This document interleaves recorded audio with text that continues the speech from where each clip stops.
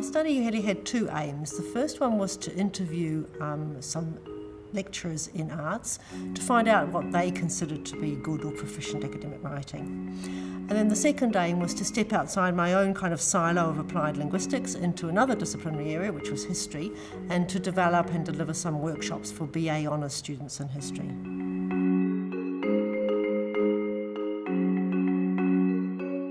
I think there's now very strong, in fact conclusive research evidence from the analysis of large corpora that there are disciplinary differences, and that while there may be common core elements like cohesion, clarity, certain lexical and syntactic options, actually in essence writing is discipline specific. Even when there are common core features, they relate to form rather than use, and they're realised differently in different disciplines. Therefore, I wanted to look at a discipline and see how language and discourse is actually different in that discipline.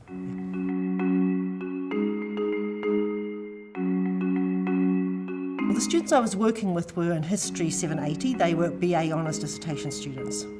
I hope they were all just about all first language speakers.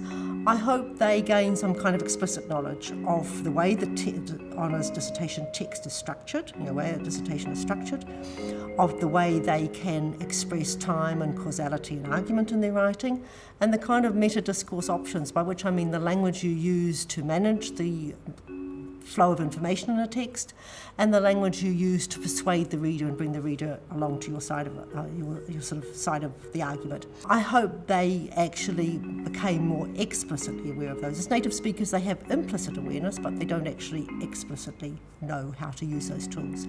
The other group of students who will benefit are the students in the postgraduate course that I teach called Lang Teaching 715, which takes in doctoral students who've been advised to take an academic literacy course, and they can come from anywhere across the university. And I think they will benefit through my increased kind of awareness of disciplinary differences. I come from a social science background, applied linguistics education. I know a little bit about sciences from my previous kind of work in disciplines, but I had never worked in an arts discipline, and it was a steep learning curve to see how different a discipline at that end of the scale, the humanities, is from. So I think that kind of breadth of my perspective I can see has already come through in my teaching of the academic literacy course.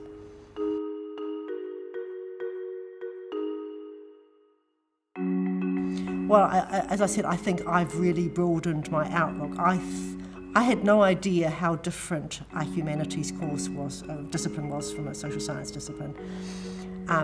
I think I now have a breadth of awareness that I can bring to my teaching, that I can see now how core elements are actually different in this discipline, how they work, a little bit. I have to say also that in the year of my fellowship I dipped my toes into history, but I kind of realised more how little I know rather than how much I know.